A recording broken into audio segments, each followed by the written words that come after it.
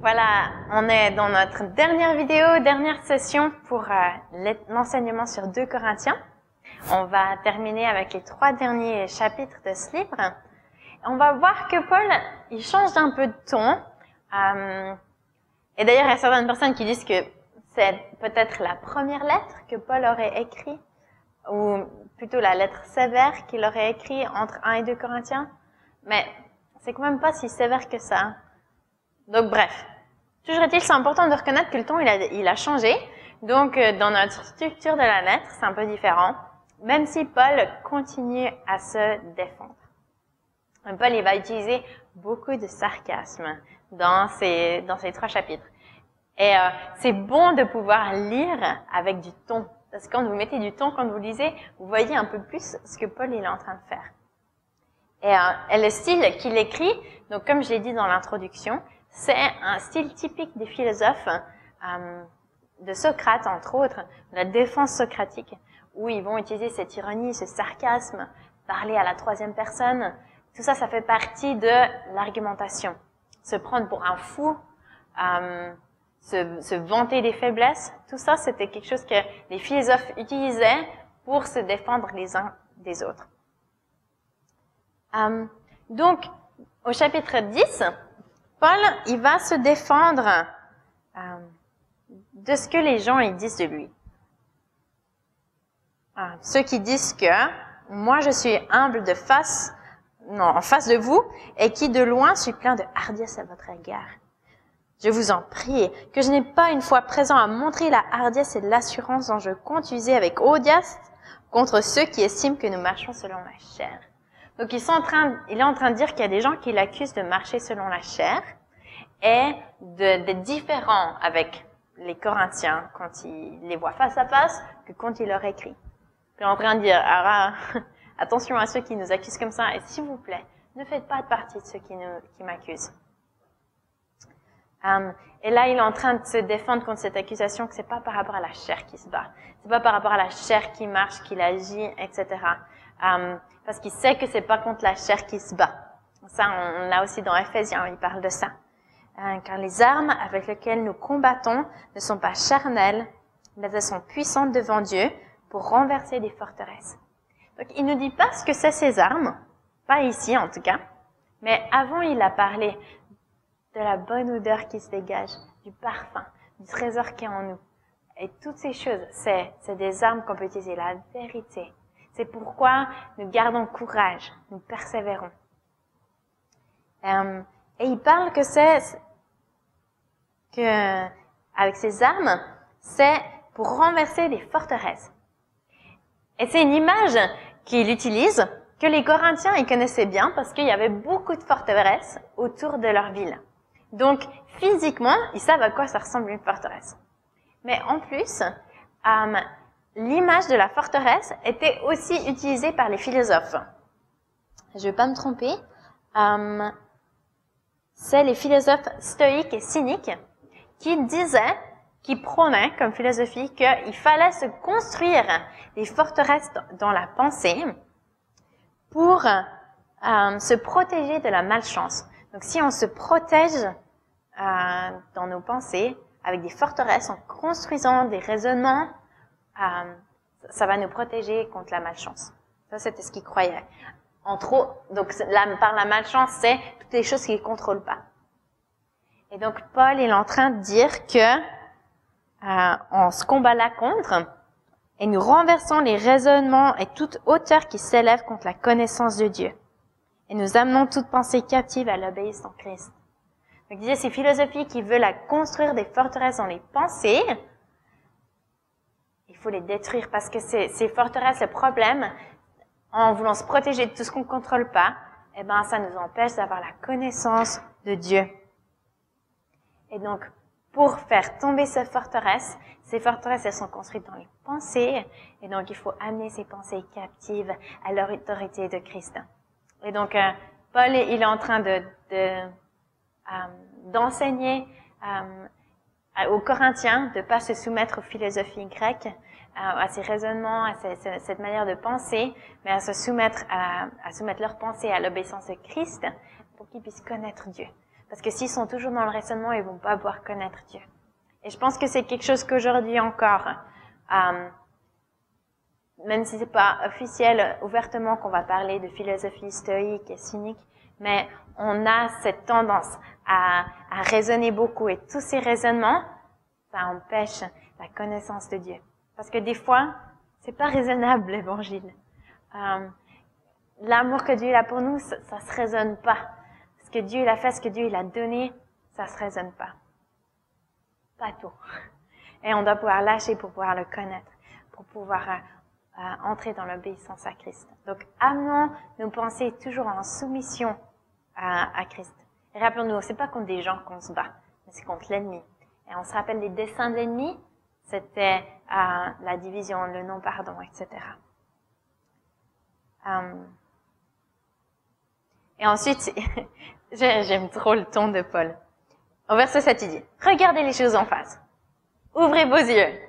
Si quelqu'un s'est persuadé lui-même d'être en Christ, qu'il tienne compte pour lui-même de ceci.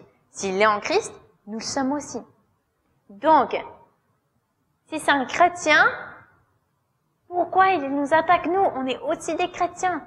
C'est ridicule contre les chrétiens. On se bat les uns contre les autres. Quel témoignage est-ce qu'on donne? Donc, ouvrez vos yeux.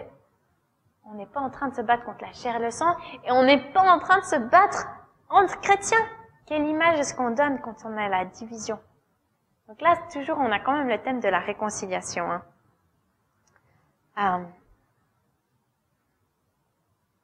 Donc là, toujours, Paul, il va continuer à se défendre, comme quoi, quand il écrit des lettres, il est différent de ce qu'il est en face. Au verset 11, il dit « Qu'il tienne compte de ceci, cet homme-là. Tel nous sommes en parole dans nos lettres, étant absents, tel nous sommes en acte, une fois présents. » Donc peut-être que là, il est en train de parler d'un homme en particulier. Donc peut-être que ces accusations, comme quoi il est différent dans ses lettres qu'en vrai, vient d'une personne et pas de toute l'Église. Donc c'est un peu dire, peut-être qu'il faut que vous confrontiez cette personne et que vous ne permettiez pas d'amener ce manque de confiance. Mais dans tous les cas, on a ce style qui est très similaire à Socrate, dans son ironie, dans la manière de parler, dans le sarcasme, dans l'ironie, j'aime beaucoup ça.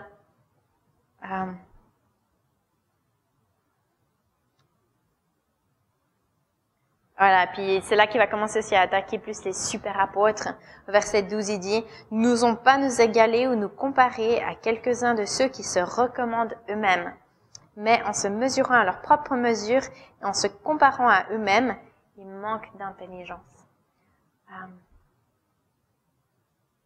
Et puis Paul, voilà, il dit « Mais pourquoi est-ce qu'ils se vantent eux-mêmes? Nous, on peut se vanter de vous. » De ce que vous connaissez l'Évangile, de ce que l'Évangile, il s'est répandu partout en Achaïe et même au-delà. Et il dit, mais vous devriez savoir qu'on est digne de confiance. Je sais que je me répète beaucoup dans cet enseignement, mais c'est ce que Paul il dit. C'est toujours cette même idée que, à vous de nous faire confiance.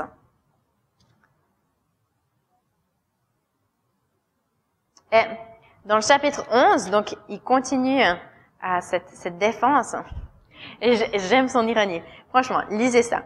« Ah, si vous pouviez supporter de ma part un peu de folie, mais vous me supportez. » Donc, ce style de parler comme ça, en se prenant pour un fou, qui est dans la folie, c'est typique de Socrate, comme je l'ai dit déjà avant. Puis là, il va se vanter de ses faiblesses, continuer à se défendre des apôtres supérieurs. Donc ça, c'est ce qu'on a le titre même au verset 5. J'estime que je n'ai été inférieur en rien aux apôtres prétendus supérieurs. Même si il n'a peut-être pas l'éloquence parfaite, etc., son évangile, il est costaud. C'est ça qui est important. C'est pas la vase de terre, c'est le trésor qui est à l'intérieur.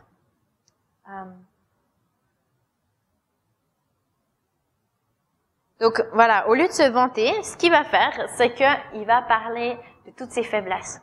Il va parler de toutes les souffrances qu'il a traversées. Et on voit qu'il y en a une sacrée liste. Il y en a vraiment beaucoup. Ouais, il dit, je le dis, c'est une honte. Hein. Verset 21. Il semble que nous ayons montré de la faiblesse. Oh mon Dieu, moi Paul, j'ai montré de la faiblesse. Cependant, tout ce que peut oser quelqu'un, je parle en insensé, donc voilà, c'est là qu'il dit, je me prends pour un fou, je me prends pour les super apôtres, ben moi aussi j'ose. Si eux ils osent se vanter, si eux ils osent montrer qu'ils sont plus importants que les autres, ben moi aussi. Ils sont hébreux, moi aussi. Ils sont israélites, moi aussi. Ils sont de la descendance d'Abraham, moi aussi. Ils sont serviteurs de Christ. Je parle en termes extravagants, donc pour ceux qui n'ont pas compris que c'est de l'ironie et que je suis en train d'exagérer, je suis encore plus. Et c'est là qu'il dit, eux, ils se vantent de leur identité de juifs et d'hébreux, etc. Et Paul, il dit, mais moi, j'ai tout ça. Mais moi, je vais pas me vanter de ça. Je vais me vanter de mes faiblesses. Les emprisonnements, les travaux, les coups, les dangers de mort. 5 fois, j'ai reçu les 40 coups moins 1. 3 fois, j'ai été battue. 3 fois, j'ai fait naufrage. Un jour et une nuit dans l'abîme. Souvent en voyage. Et il continue avec la liste de tout ce qu'il a traversé, tout ce qui était difficile. Et il dit, en plus de tout ça, il y avait encore le souci des églises. En disant, ouais, si jamais cette situation-là, c'était pas facile. C'est autant difficile que de me faire lapider et de traverser par ces difficultés. Donc, voilà, toutes ces faiblesses, je les ai. Puis il dit, s'il faut se glorifier, alors c'est de ma faiblesse que je vais me glorifier. Dieu, qui est le Père du Seigneur, verset 31 du chapitre 11, qui est béni éternellement, je sais que je ne mens pas. Je vais me glorifier de mes faiblesses. Je vais me glorifier de mes faiblesses. Et même, il finit avec cette histoire où il était à Damas et où, alors qu'il y avait les autorités qui le recherchaient, ils l'ont descendu dans une corbeille. C'est pas tellement un acte héroïque qu'il a fait. Donc, là, de nouveau, il a parlé de ses faiblesses. En gros, il rentre dans le jeu des super apôtres, mais il va quand même les confronter en secouant un peu les Corinthiens en disant, vraiment, vous êtes impressionnés par ce que les apôtres, ces super apôtres, ils font? Mais je vous rappelle que moi, j'ai payé un prix important et que c'est de ça que je vais me glorifier. Je vais pas me glorifier de tous mes exploits. Mais après, il va quand même parler d'une grande chose qu'il a fait. Mais là, au chapitre 12, il va prendre la 3e personne, de nouveau, qui a un style typique de Socrate. Parce que on n'avait pas le droit de se vanter de soi-même, de ses forces et tout ça. Donc, en parlant à la 3e personne, eh ben, c'est mieux, c'est plus facile. Ça passe mieux. Et là, il parle de cette vision, une révélation du Seigneur qu'il a eue il y a 40 ans. Enfin, il va dire, je connais un homme. Et là, il dit, est-ce que c'était dans son corps? Je ne sais. Ou est-ce que c'était hors de son corps? Je ne sais. Je pense que là, il est en train de se défendre contre peut-être les pros, les païens qui ont encore cet état d'esprit de plus t'es spirituel, mieux c'est. Vous vous rappelez dans 1 Corinthiens où plus j'ai les dons d'esprit, plus je parle en langue, mieux je suis. Donc, si j'ai des visions, que je pars en transe, que tout ça, c'est mieux, je suis plus spirituel. Donc là, il a pas envie de rentrer dans ce Dieu-là.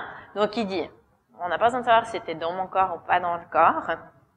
Mais ce qu'il a vécu, c'est, il fut enlevé dans le paradis et entendit des paroles ineffables qu'il n'est pas permis à un homme d'exprimer. Bien sûr, je me glorifierai d'un tel homme, mais de moi-même, je ne me glorifierai pas, sinon de mes faiblesses.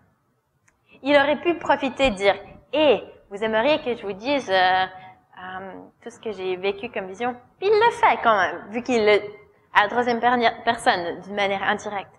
Mais il parle pas de ce qu'il a vécu. Parce qu'il dit, j'ai pas besoin de me vanter de ce que Jésus m'a dit, parce que c'est quelque chose qui est privé, qui est personnel. Et Paul, c'est toujours quelque chose qui s'est défendu des accusations comme quoi son évangile, il était humain. Il dit, non, moi, je l'ai reçu de Jésus. Puis oui, il y a eu cette rencontre avec Jésus sur la route de Damas. Mais là, on voit qu'il y a eu beaucoup plus que ça, quoi. S'il a pu aller au ciel et puis voir, moi, ça me donne envie. Je me dis, j'ai envie de plus. Hein. Mais Paul, il se vante pas de ça. Il dit qu'il va se vanter de ses faiblesses. Si je voulais me glorifier, je ne serais pas un insensé, car je dirais la vérité. C'est pas faux. de dire qu'il a vécu toutes ces choses-là et il pourrait très bien s'en vanter, mais il n'a pas envie. De peur que quelqu'un ne m'assime au-dessus de ce qu'il voit ou entend de moi. Moi, j'ai pas envie qu'on me considère pour un super apôtre. J'ai pas envie qu'on me mette sur un piédestal, qu'on me loue et qu'on m'adore. Parce que moi, ce que j'ai envie, c'est que Jésus, Dieu, soit glorifié. Et il est glorifié dans mes faiblesses. Il n'est pas glorifié dans mes forces. Quand c'est « Waouh, Paul, il est trop fort !» C'est comme moi, je me disais « Waouh, Paul, il est trop fort !» Même s'il a traversé toutes ces difficultés, il n'a jamais peur, il persévère. Mais de réaliser que, en fait, il avait besoin d'une vision de Jésus qui lui dise « Sois sans crainte » quand il était à Corinthiens. Moi, ça m'a secoué. Je me suis dit « Ouais, en fait, il avait des faiblesses. » Et moi, je suis tombée dans le panneau de mettre Paul comme un super apôtre. Au lieu de glorifier Jésus en disant « Waouh, mais Jésus, ouais, c'est toi qui as été la force de Paul. » Et d'ailleurs, il va dire, voilà, je pourrais parler de toutes ces visions, mais je vais pas parler de ça. Au contraire, je vais parler de l'écharde que j'ai dans la chair, que j'ai demandé plusieurs fois à Dieu qu'il m'enlève, mais il me l'a pas enlevé. Puis, on peut faire plein de spéculations sur qu'est-ce que c'est que cette écharde, et pourquoi est-ce que Dieu ne l'a pas enlevé. Il y en a qui disent à cause que dans Galates, il semble qu'il ait des problèmes avec ses yeux, que c'est peut-être quelque chose de physique, vu qu'il dit c'est dans ma chair, donc c'est peut-être ses yeux qu'il a demandé qu'il guérisse de ses problèmes de yeux. On peut faire plein de spéculations, mais c'est pas ça qui est important. Ce qui est important, c'est que Dieu, ça lui dérange pas d'avoir un serviteur qui a des faiblesses selon les critères humains, parce qu'il peut se glorifier de ses forces. Et puis Paul, il a compris ça. Il n'a pas besoin d'être parfait pour servir Dieu, parce que dans ses faiblesses, Dieu, il est glorifié par sa force. Dieu lui a dit, verset 8, « 3 fois, j'ai supplié le Seigneur de l'éloigner de moi, et il m'a dit, « Ma grâce te suffit, car ma puissance s'accomplit dans la faiblesse. Je me glorifierai donc bien plus volontiers de mes faiblesses, afin que la puissance de Christ repose sur moi. C'est pourquoi je me plais dans les faiblesses, dans les outrages, dans les privations, dans les persécutions, dans les angoisses. Pour Christ, en effet, quand je suis faible, c'est alors que je suis fort. » Wow! C'est tellement beau de voir cette confiance que Paul il a. Il dit, c'est pas grave si autour de moi c'est difficile, parce que je vis pas par la vue, mais par la foi. Et puis, quand je suis faible, les gens, ils voient que c'est pas possible, que c'est pas par mes propres forces. Quand je suis lapidée et que je suis laissée pour mort à la porte de la ville et que je reviens le lendemain vivant, c'est dans mes faiblesses que Christ est fort et qu'il est glorifié. Et même si, en apparence, il n'est pas parfait, Christ est glorifié dans ses forces parce que ce trésor, ce parfum qui se dégage, ça vient de l'intérieur et ça vient de Christ et c'est ses forces. Il y a quelques temps, j'ai passé par une période difficile et vraiment j'étais un peu confrontée à mes faiblesses et je me disais mais Sandrine, en gros j'ai déménagé dans un pays, c'était difficile et je me disais mais Sandrine, si tu es vraiment chrétienne et que tu es prête à servir le Seigneur, peu importe, alors tu dois réussir à vivre dans ce pays. Tu dois réussir à pouvoir faire tout ça. Et en gros, c'est pas bon d'être faible. Et tout d'un coup, j'ai réalisé que c'était ok, c'était ok d'être faible et de dire mais Seigneur, j'arrive pas. Seigneur, j'arrive pas, c'est trop difficile. Et en réalisant ça, que dans mes faiblesses, c'est lui qui est fort. Je suis plus une victime. Je suis plus une victime de mes circonstances. Et qu'il est venu me sauver de ça. Et je me suis retrouvée à reconnaître mes faiblesses devant mes leaders puis à dire je suis désolée mais j'arrive pas à travailler là. Et j'ai pu découvrir la force qu'il y a en Jésus par sa grâce, dans le sens où j'ai pu être libérée de cet engagement qui était pas bon. Et puis commencer un nouveau départ ailleurs en connaissant la force de la grâce qu'il pouvait y avoir en Dieu. Et j'oublierai jamais ça. Dire c'est ok d'être faible. J'ai pas besoin d'être superwoman. Parce que ce qui compte, c'est que la grâce de Dieu, que Jésus soit glorifié. Et depuis, j'ai pu témoigner à tellement de personnes de la puissance du salut et de la grâce que j'ai trouvée en Christ.